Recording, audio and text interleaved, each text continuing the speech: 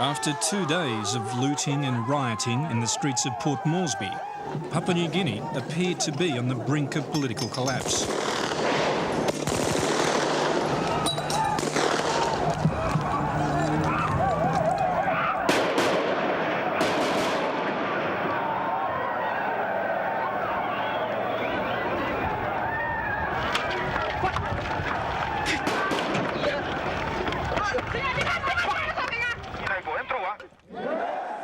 Believing they'd be safe from police, protesters supporting rebellious Brigadier Jerry Singarok gathered inside the Army's Murray Barracks. Without warning, police opened fire with tear gas and live ammunition.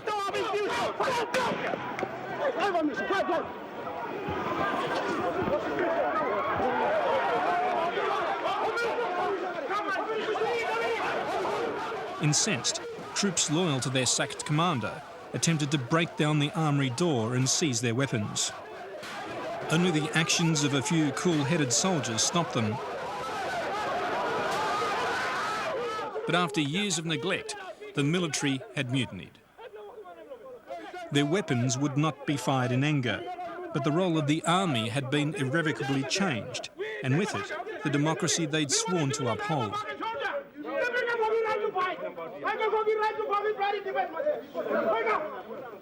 Okay, you go so down and little officer will right behind you.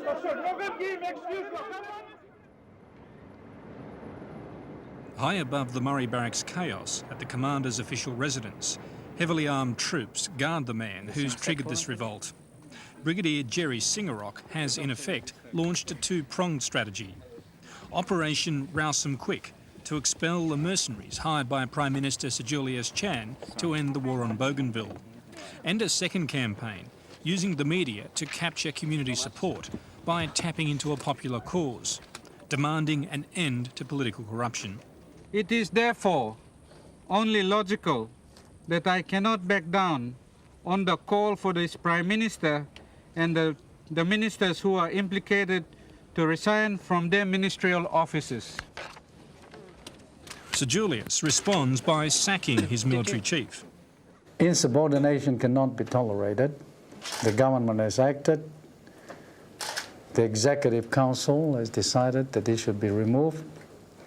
And we have appointed Mr. Alfred Aikong, and he's been supported by the ranks and files of the Defence Force. But for the troops, Colonel Aikong symbolises the corruption they so despise. He oversaw a contract awarded to a Malaysian company to build these barracks. 2 days after his appointment, soldiers torched the Colonel's car outside the new barracks, claiming the vehicle was a gift from the Malaysian contractor. Sir Julius gets the message. Colonel Aikong is swiftly replaced by a more acceptable officer.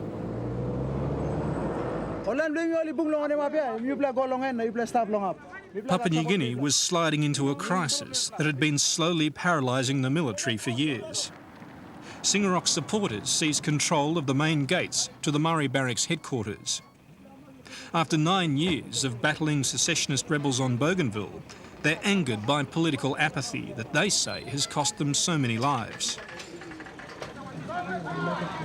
Now their anger is so intense that officers suspected of not supporting Singarok's cause are forced to reconsider their position at gunpoint.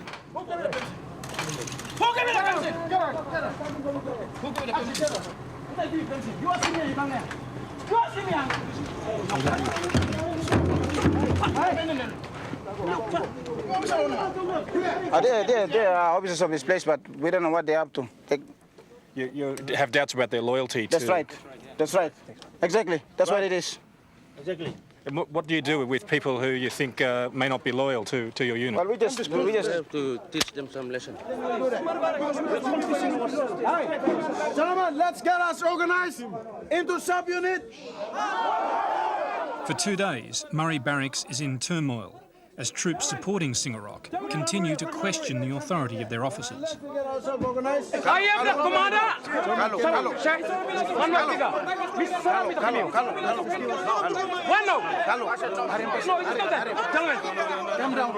Calm down. Listen, it's over, Binis. It's over.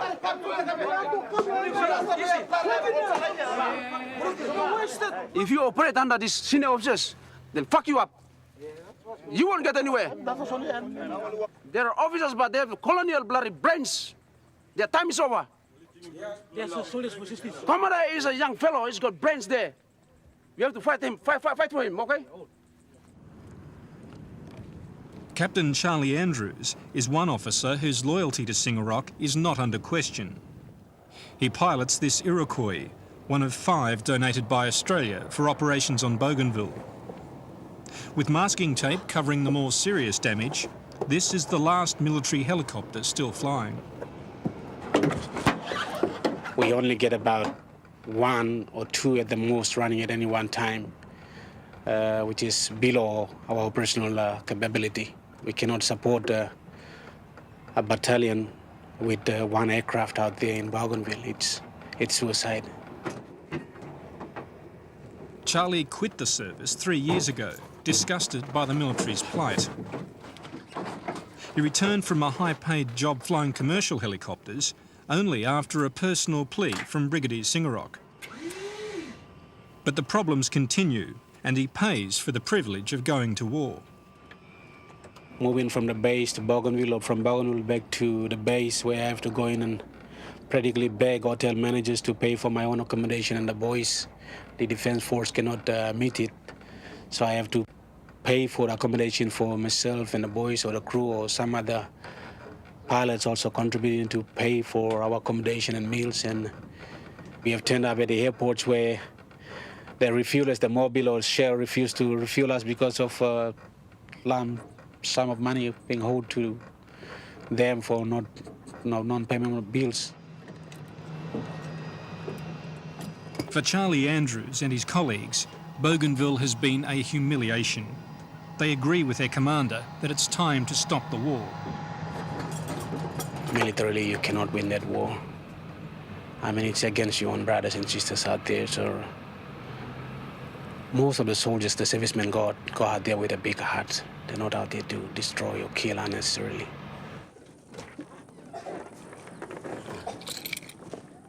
The military has been traumatised by the Bougainville experience. Charlie Andrews knows this war has not only split the country, but families as well. Come on, look for something. Charlie's wife, Veronica, is Bougainvillean. Her brother is fighting for the rebels. So the kids go to school tomorrow, or they have declared today is tomorrow is a public holiday? Tomorrow, so no. They won't be working tomorrow. They will expect some more things tomorrow, so kids stay home. Everybody stay home. Charlie spends 10 months a year on Bougainville. The tension of combat heightened by the prospect of one day confronting a member of Veronica's family. If something happens, I said to Oli was doing that was part of his duty. I can't. I did tell her that Yeah. with a situation like this, and if he's on the other, in the opposition side, and if I have to confront him, I do not have the choice. But if he's really up against me, and if I have to be the one that's going to draw, well, it's only in line of my duty. I think this would take Charlie has already been in action near Veronica's village, evacuating the wounded after a rebel attack. But the army too has committed many atrocities, and Charlie knows that when this is finally over, he will be called to account for the excesses of his colleagues. One day I have to go home to her village or to her people, and how they will welcome me, I don't know, because of what I have done around there, though I might have not really caused any destruction or damage out there, but just me being a military pilot, and they have seen me operating Iroquois out there. They have their own opinions, and how they will accept me or welcome me into their society, it's something that I have to really sort it out before I get there. Just across from Charlie's airbase, the military has achieved a major victory. The mercenaries from Sandline International are going home. These were the men hired by Sir Julius Chan to succeed where his army had failed. to eliminate the Bougainville rebels before this June's national election. Instead, the army is stage managing a humiliating exit. One of the world's top mercenary outfits, outmanoeuvred by what they regarded as a second-rate Third World army. That Sandline was paid $46 million angers not only Jerry Singarock, but soldiers like Charlie Andrews. For a fraction of that amount, he says he could repair his grounded squadron. These are the two Casa 235s that the government purchased from the Spanish government, brand new out from the factory. And since they arrived here, practically they've been doing nothing in the hangar because of funds to keep them airborne, keep them flying. Yes. And as you can see, one has been used to cannibalize to get the other one running. So next to useless sitting here like that? Next to useless sitting here like this. Yes. But, and what's this aircraft here? This one has been brought by our friends from Sandline. I don't know what they're going to do with it, but this is one of the aircraft they were going to use for all operations. And what does it do? What's the specialty of this particular aircraft? In here?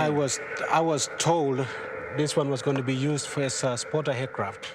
That's another one of the Sandline International aircrafts. How much would something like this be worth, roughly? Or about $4 million. $4 million. But that's, once again, you've obviously taken over ownership of this. I think so. I think so. If the government has paid for it, well, it belongs to the government now, and what they're going to do with it, I do not know. What would Sandline have used this for on Bougainville? What kind of operational role would it have filled? It's good for movement of troops, parachuting. If they were going to use it for any parachute dropping, they would use this one. It's got a ram door. The government repeatedly claimed the mercenaries were only advisors. But when Charlie learnt they were bringing their own helicopter gunships, he knew they were going into action. For us, we knew that if somebody said that they were here for non-combat roles, we sort of questioned it because we knew we wouldn't be able to train within a short period to take over from them to do the job. So we knew they were going to go with us, whatever happens. They will still be out there because, I mean, for me to operate this aircraft or a gunship within 3 weeks, just wasn't possible. It wasn't possible.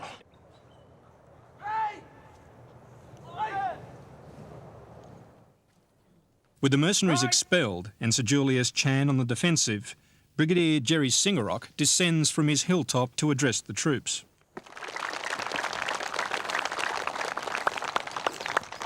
They're international terrorists, as far as I'm concerned.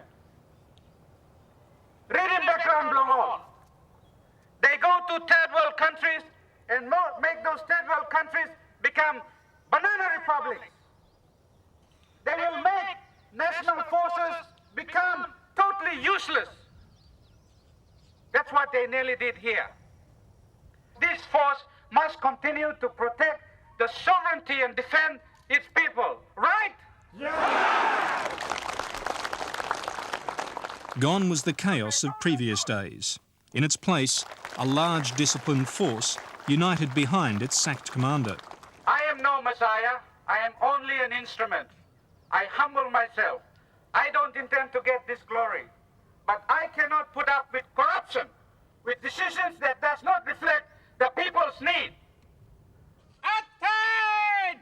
Ha! Move to the right, entries! Right! Ha! He's lost his command, but Jerry Singarock is still very much in control, as his men form up behind him to march onto the national political stage. Perhaps this is what Sir Julius Chan feared when, 6 months ago, he tried to have Singarock replaced with the Defence Force's first commander, Ted Diro. It was offered to me, Mark, by the Prime Minister and the Secretary for the Prime Minister's department that I should put my uniform back and go back to command the force. They insisted that I was still on reserve, which I am, and that it would be legally not impossible for me to be back in the military. Right! Ha!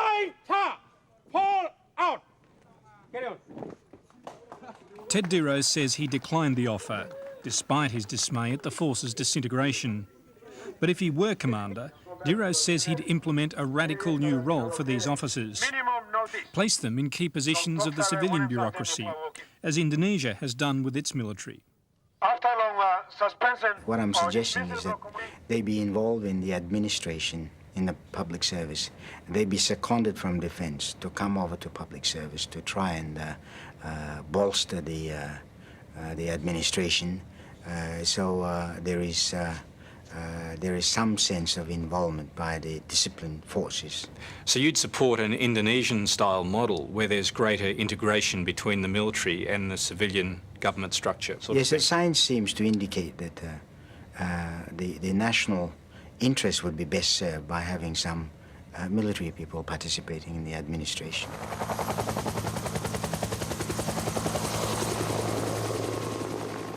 After a 9-day standoff between Singarok and Chan, Captain Charlie Andrews is back in the air. At the gates of Parliament, protesters demand the Prime Minister's resignation.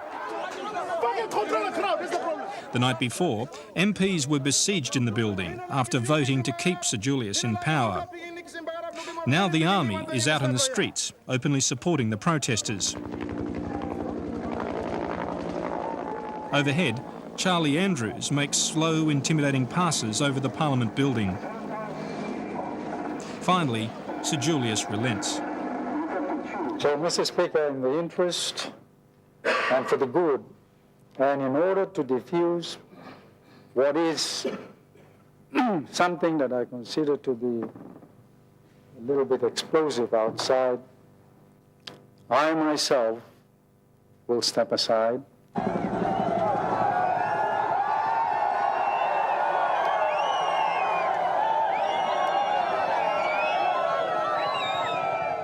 We will never ever take over. I want Australians to understand that democracy will prevail in this part of the region. Democracy will stay. What I have done, Australia, is that I have saved democracy. I have protected the constitution of this country.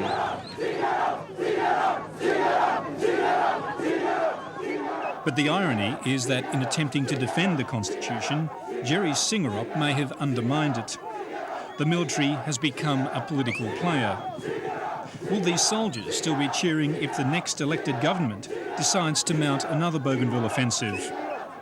This rebellion has been relatively peaceful, but no future government can ever depend on the automatic loyalty of the military.